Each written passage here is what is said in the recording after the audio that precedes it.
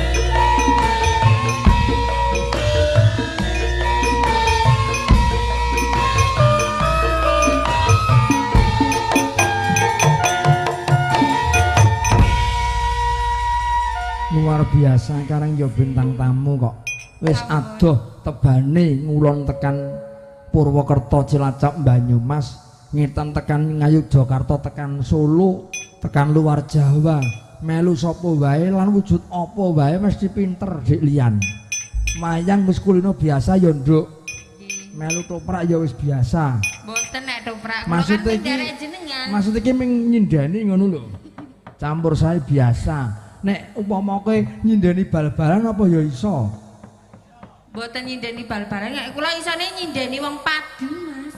Ora nyindeni kowe malah dombani.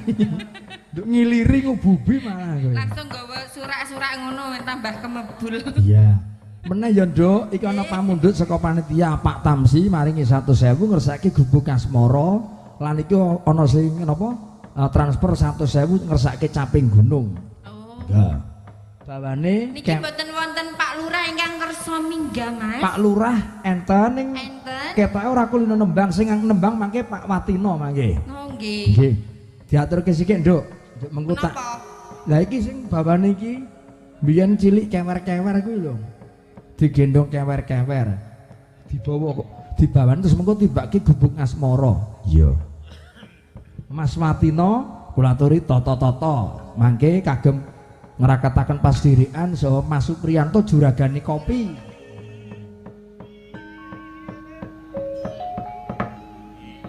Sepinten nggih Mas. Inyong biyen semene. Iya, soalnya wis suwi ora kewer-kewer Mas. Oh. Ora tahu. Sebab ora kewer-kewer mergane apa ditaleni apa piye? Kawer-kawer, kewer-kewer lho Mas. Mergane nek kewer-kewer iki lak gendong to. Heeh. Nah, anake wis gedhe wis iso playon dhewe. Oh, ngono tak kira mergo ditaleni wis ora kewer-kewer meneh. Bam nek ora taleni cok ngranu kewer-kewer. Biyen inyong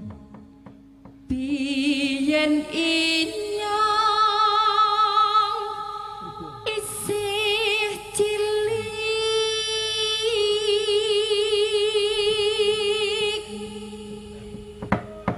tiap meni piyam rama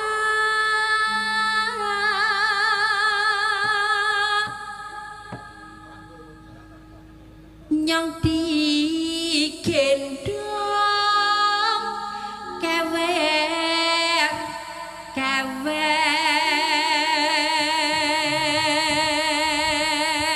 kiye senengane Pak Tamsi iki kewer-kewer. Gun kewer-kewere niku. Awi sing kewer-kewer napane? Lah sing duwe kowe kok takon lho, sing duwe kewer-kewer iki gak kowe. Kok kula? Nek aku nek nggonku kawer-kawer, nek nggonmu kewer-kewer. Lho bedane napa kan ya padha-padha wae. Ayo beda nek barang kawer-kawer kuwi biasane barange dawa 3 ler kuwi jenenge kawer-kawer. Oh kawer. Nek kewer-kewer cendak ning amba kuwi kewer-kewer. Oh lah napa nek Wong tembung Jawa kuwi angel lho Yan. Kewer-kewer karo kawer-kawer iki beda. Oh bedane niku. Kawer-kawer kuwi barang sing Jawa. Oh, cuk napa niku? Nglawer. Lah napa nek kagungan jenengan? Nah, contone tali. Tali Jawa kae toh nglawer kae jenenge kewer-kewer. Sanes niku blangkon. Uduh, blangkon kok. Kawer-kawer ya ora ana blangkon kok kawer-kawer. Oke nglewer jane. Orang nglewer ning kliwir. Ngliwir nek blangkon kae. Ngliwir. Ngliwir. Ah iya mengarep ngono. Ya ora.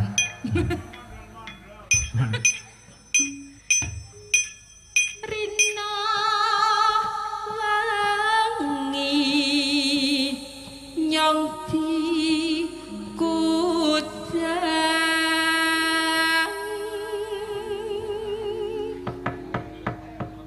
dililing lan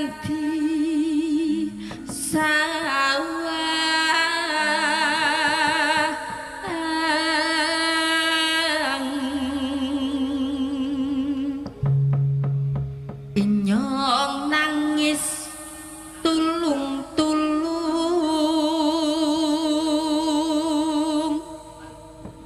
parikane banyu masan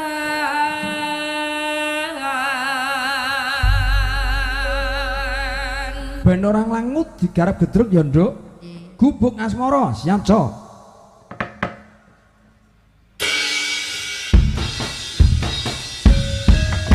Iya iya iya iya iya iya iya iya segai.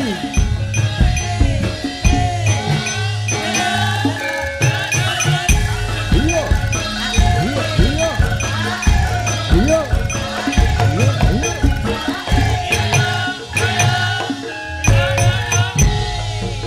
Oh.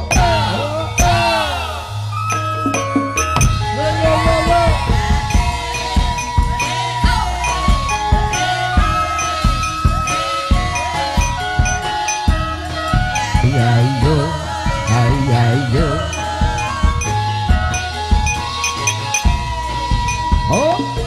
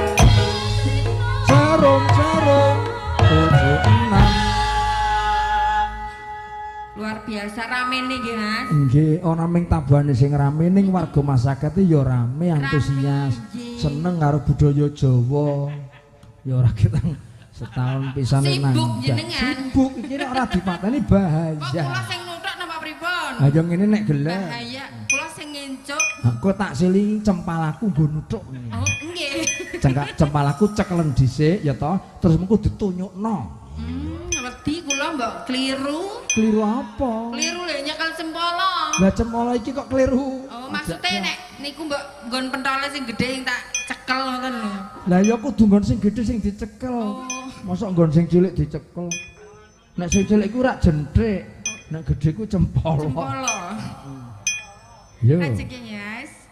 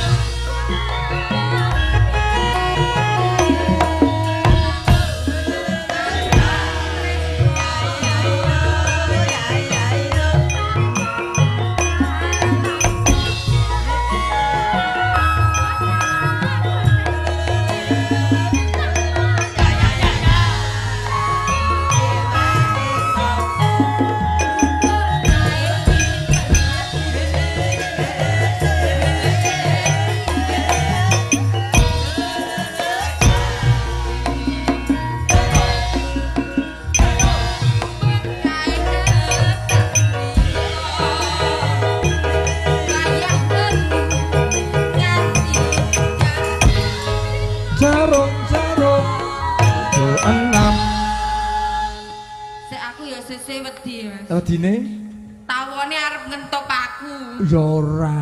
Lah nembe kula nembang nubruk ning rai. Nek sing entuk ming tawon ora apa-apa, Nduk, ora apa-apa. Nek sing entuk wong sing bahaya, nek sing diuntuk tawon ngono dikek remasone mari. Yo lek nganti kok diremason. Nek kowe nganti dientuk piyaga lha kuwi sing bahaya. Bab nek piyaga kuwi nek ngentup kuwi apa entupe keri. Wis sing cek marai dadi abuh ning kono kuwi. Wiyagane jenengan. Ha iya. Ketoke nek wiyagane jenengan wis ora. Ah jare sapa? Sing ketoke sik ngentupan ki malah dalange. Wes. Aku mulus ora patek, aku wis temuwa saiki kok. Oh iya. Senengane dolane ning Solo. Wiyagaku. Wiyagaku sing entupe ganas ana yan. Sinten? Sing rebab kuwi lho. Nggih to, Pak. Ki wonge tunanetra wuta. Wah, entupe ganas banget. Nggih to. Aja meneh kok entup kesenggol wae sabuh wae lho. Wong ming kaya ngono lho. Prengas-prenges bocahe. Ning Kalem kok ketoke kok. Pak iki kalem lho, nggih, Pak. Kalem. aja. Wong canek wuta kok rupane padha wae ya, Yan. Aku duwe kanca sugeng kali gesing rupane ya kaya ngono. Sami. Padha. Wong janji wong wuta karo cah idiot iki padha rupane. Ajeng nggih, Mas. Yo lanjut. Ora guyu Gus kowe idiot kok guyu.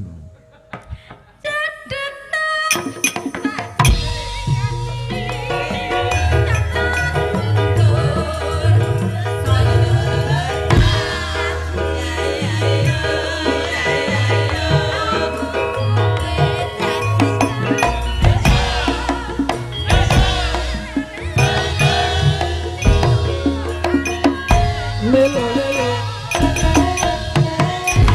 Matur nuwun.